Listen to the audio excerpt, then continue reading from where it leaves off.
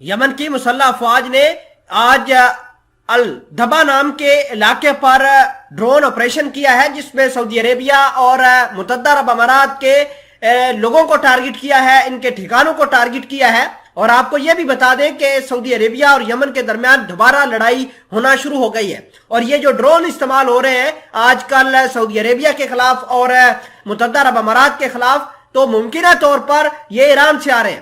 ادھر ایران کے آیت اللہ خامنئی نے ایک بیان کے اندر کہا ہے کہ سعودی عربیہ کو اسرائیل کی مدد بند کرنا ہوگی، اور اسرائیل کو بھی بہت ساری جو مدد جا رہی ہے سعودی عربیہ کی جانب سے، اس کو بہت اچھے سے ایران دیکھ رہا ہے، اور ایران کی اس کے اوپر ریزرویشنز اور کنسرنز ہیں۔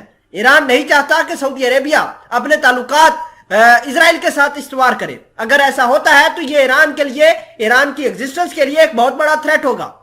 اس کے علاوہ سعودی عربیہ نے آلریڈی امریکہ کے ساتھ ٹسل کی ہے، اور اس ٹسل کے اندر پاسبلٹی یہ ہے کہ ہو سکتا ہے کہ ایران اور سعودی عربیہ کے درمیان دوستی کی راہیں بھی ہموار ہونا شروع ہو جائیں۔ کچھ بھی پاسبل ہے، لیکن یہاں پر رشیا اور چائنا کا رول بہت اہم ہو سکتا ہے۔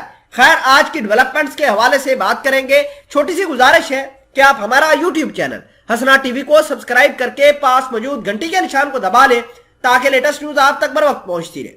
سب سے پہلے ہم بات کریں گے یمن کی مسلح افواج کے بیان کے حوالے سے، اور ان کا یہ کہنا ہے کہ الدبا کا آپریشن سعودی عربیہ کے خلاف ایک ٹریلر تھا، ابھی فلم آنا باقی ہے۔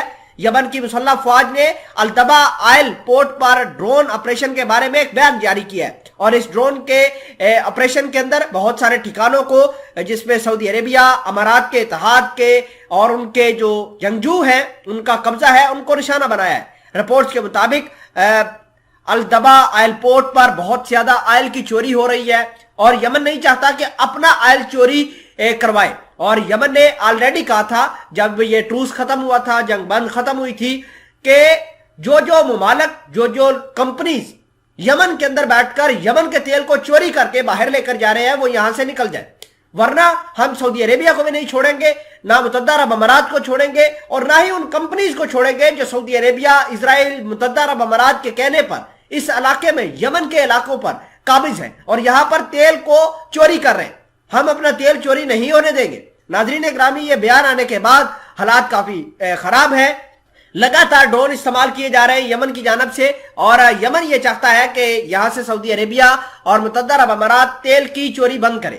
خیر، خبر یہ بھی ہے کہ یمن نے اعلان کیا ہے کہ آئندہ آنے والے دنوں کے اندر وہ ایران کے اندر دورے بھی کریں گے، ایران کی لیڈرشپ کے ساتھ ملاقات کریں گے۔ تو اس سے صاف ظاہر ہوتا ہے کہ یہ جو ڈرون آپریشن جاری ہے یمن کے اندر، اس میں ایران کے ڈرونز استعمال ہو رہے ہیں۔